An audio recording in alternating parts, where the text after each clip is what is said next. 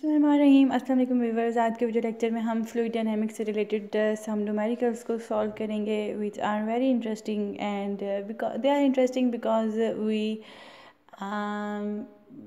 confront this type of situations in our daily lives. Coming back to the topic, our first numerical is 8 equal drops of oil are falling through air with steady velocity of 0.1 meters per second. Okay ji, these drops 8 drops hai, they are falling with have some our drops have same velocity that is 0.1 meters per second and फिर कहते हैं ये drops जो हैं वो recombine हो जाते हैं और फिर एक single drop बना लेते हैं. ठीक है, means 8 drops and during their flight they combine with each other and form a single drop.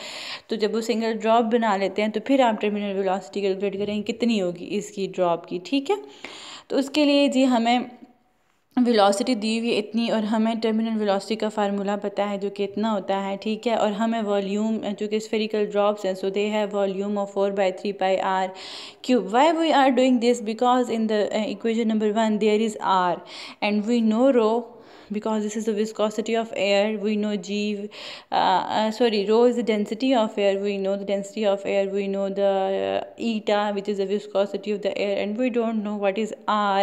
So for r we use the volume equation, and from volume equation equate the value of r. How you equate the value of r from the volume equation? It is also very simple. We have given v is equal to 4/3πr cube. तो हम इसको कैसे लिख सकते हैं?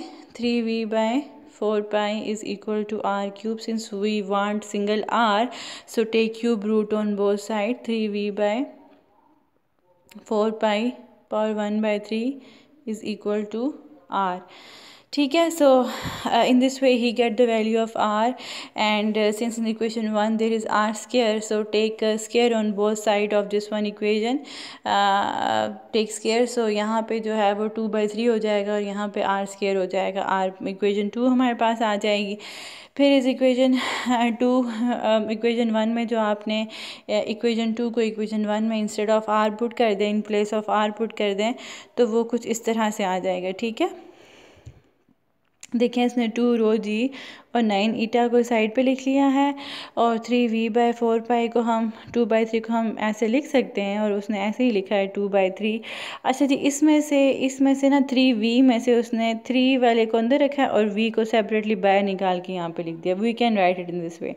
ठीक है, so उसने कहा है कि since all these things are constant, ये सब कांस्टेंट है, सो हम कह सकते हैं कि terminal velocity is proportional to volume. Okay, so उसने जो है वो इस इक्वेशन को इस तरह से लिखा है कि v is equal to some constant time v की power 2/3 and if the drops recombine to form a single drop. अच्छा जी, फिर उसने एक नया वॉल्यूम इंट्रोड्यूस किया है जो कि 8 ड्रॉप्स ने मिलकर जो सिंगल ड्रॉप बनाया था उसका वॉल्यूम v डैश है which is equal to 8v, क्योंकि वो 8v हर एक ड्रॉप का वॉल्यूम v है.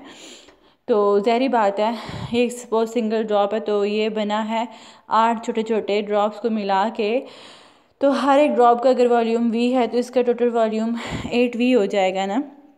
सो v डैश को उसने इस वजह से 8v लिखा है. Then v dash is equal to 8 की जगह अच्छा जी उसने अच्छा फिर जो उसने हम ये वाली इक्वेशन इनकलकेट की है, ये वाली कि v dash is equal to constant v की पावर 2/3 तो कॉन्स्टेंट v डैश. अच्छा, इस इक्वेशन को in terms of v dash कैसे लिखेंगे? यहाँ पे v की जगह v डैश लिख दिया, यहाँ पे कैपिटल v की जगह यहाँ पे v डैश लिख दिया है. ठीक है, तो फिर अब हमें पता है कि जो v है वॉल्यूम v डैश किस चीज़ के इक्वल है? 8v के इक्वल है. सो उसने यहाँ पे 8v लिख दिया है. ओके जी, ये भी हो गया. एंड देन फिर उसने यहाँ से 8 को बाहर निकाली और कांस्टेंट एंड v की पावर 2/3 को अंदर लिख दिया है. ठीक है जी, कांस्टेंट v की पावर 2/3 किस चीज़ के इक्वल था? It is equal to v. ठीक है, तो उसने यहाँ पे ना v लिख दिया है और जो 8 की पावर 2/3 है उसकी जगह उसने 2 की पावर 3/3 लिख दिया, क्योंकि 8 की पावर 2/3 को हम कैसे लिख सकते हैं? 2 की पावर क्यूब और बाहर जो है वो क्या है 2/3, 3 से कैंसिल, सो आपके पास 2 की पावर 2 रह जाएगी विच इज़ इक्वल टू 4. तो यहाँ पे आ जाएगा 4 and what is the initial terminal velocity that is 0.1 meters per second put करें तो आपके पास ही आ जाएगा. Okay, the next move toward the second question, which is also very simple. Water travels through 9.6 centimeter diameter से वो जो है वो आपको जो है वो D1 दिया हुआ है, तो उसको चूँकि सेंटीमीटर में है तो उसको सेकंड यूनिट में कन्वर्ट करें विच इज़ मीटर. अच्छा जी, D1 से हमें वेलोसिटी V1 भी दी, मतलब this pipe is of this shape and this is D1 and water flows through it is V1 and the other end has diameter D2 and water flows through this is V2 and we have to calculate V2 while we have given D1 V1 and D2. ठीक है जी. तो क्या है कि हमें देखें data सारा दिया हुआ D2 तक. V2 हमने फाइंड करना है. कहते हैं what the diameter of the nozzle is required to give a speed of 21 meters per second. कहता है कि जो पाइप का आउटर एंड है अगर आप उसे रिड्यूस कर दो या कितने डायमीटर होना चाहिए इसका ताकि यहाँ से जो पानी गुजरे उसकी वेलोसिटी 21 मीटर्स पर सेकंड हो. दो क्वेश्चंस हैं. तो पहला है उसको आप सॉल्व करेंगे कैसे, A1 V1 करके. तो चूँकि हमारे पास डायमीटर्स हैं तो हम यहाँ पे एरिया को पाई आर स्क्वायर लिखते हैं. A1 है तो पाई R1 स्क्वायर लिखें. और जो आर रेडियस जो होते हैं वो रेडियस हमेशा हाफ ऑफ द डायमीटर होते हैं. सो अगर यहाँ पे R1 है तो आपने D1/2 लिखना है, अगर R2 है तो आपने D2/2 लिखना है. सो उसने यहाँ पे ऐसे ही किया हुआ है. ओके जी, पाई से कैंसिल आउट हो जाएंगे और आपके 2 से कैंसिल आउट हो जाएंगे. आपके पास D1 स्क्वायर V1 बचेगा, D2 स्क्वायर V2. आपने V2 फाइंड आउट करना है तो V2 को आप यहाँ से एलिमिनेट कर दो. तो D1 स्क्वायर V1 और D2 ज़ाहिर बात है इधर इक्वेशन के नीचे चला जाएगा. सारी वैल्यूज़ पुट करें तो आपके पास V2 आ जाएगा. फिर कहता है कि आपके पास ना जो है अब आपने अगर उसको डिक्रीज़ कर दिया है डायमीटर को, क्या कहता है कि हमें कितना डायमीटर चाहिए, D2 हमें कितना चाहिए कि उसमें से वाटर 21 मीटर्स पर सेकंड से निकले. ठीक है, तो मतलब आपने V2 को चेंज किया है ना, तो इसका मतलब है आप D2 को चेंज कर रहे हैं. तो इस वजह से उसने यहाँ पे D2 डैश लिखा है और V2 डैश लिखा है. बाकी उसने D1 V1 को एज इट इज़ रहने दिया है. सो D1 V1 आप या आपने V1 भी दिया हुआ था, D1 भी आपको दिया हुआ था और V2 डैश आपको दी हुई थी. वो सारी वैल्यूज़ पुट करें तो आपके पास D2 डैश आ जाएगा.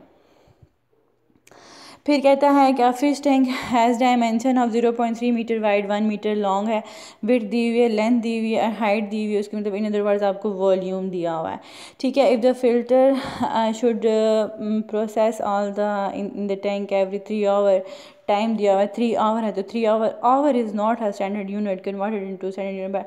1 आवर में 60 मिनट्स होते हैं एंड 1 मिनट में 60 सेकंड्स होते हैं. So this gives you seconds, answer in seconds. ठीक है, what should be the flow speed be in 3 centimeter diameter input tube for the data. ठीक है, क्या कहता है कि फ्लो स्पीड कितनी होगी अगर कि diameter of the input tube जो है वो 3 सेंटीमीटर हो. Again 3 centimeter is not a standard converted into standard unit. और आपके पास जो है वो फार्मूला है कि time rate of volume flow rate is equal to AV. आपने पढ़ा है पीछे, volume flow rate is equal to area into velocity. So you have to memorize the formula that which formula relate volume flow rate with velocity and area. So this is the formula. Go and check the previous lectures, you will find this formula. Okay ji, we have not given straightforwardly area but we have given the radius. No, we have not given the radius also, we given the diameter. So we convert first area into pi r square and then from r square we inculcate d square. क्योंकि since radius is half of diameter, so हमने पाई की जगह r की जगह D/2 put कर दिया. सारी values put करें आपके पास एरिया आ जाएगा. वॉल्यूम आपको सारी चीज़ें दी हुई हैं वो आप पुट करें, वॉल्यूम आ जाएगा. तो वेलोसिटी आपके पास वॉल्यूम आ गया, आपके पास एरिया है, आपके पास टाइम है, तो you can calculate the volume. ठीक है, it is not necessary, it is not compulsion to convert your units into centimeter unless it is not required. ठीक है, अगर आपको ऐसे एक न्यूमेरिकल दिया हुआ है तो you just convert all the given data into standard units, and obtain your answer and write the answer in standard units. ठीक है. If it is demand in the question that write your answer in centimeters per second or kilometers per hours, then do convert meters per second into centimeters per second. But if it is not required, it is not demanded in the question, then leave your answer up to here in the standard units. Okay. So the next question is related to Bernoulli. We will not solve this one, and this one we will also not solve it.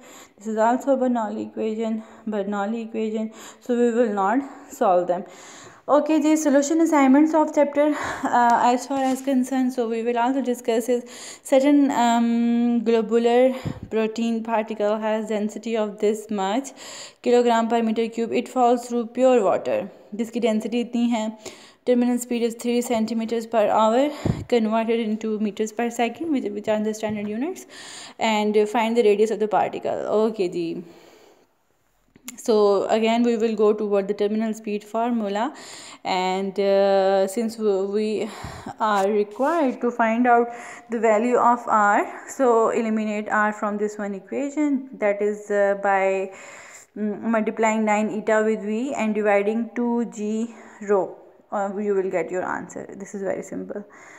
The next question is the heart pumps blood, okay, in the aorta, which has inner radius of 1 centimeter. R1 is given to you, converted into meters. Aorta feeds 30 major arteries. If blood in the aorta travels at a speed of 25 centimeters per second, V1 is given to you, and what else given to us is R2 is given to us. ठीक है. R1 भी given है, R2 भी given है, एक speed भी given है. कहते दूसरी स्पीड फाइंड करें.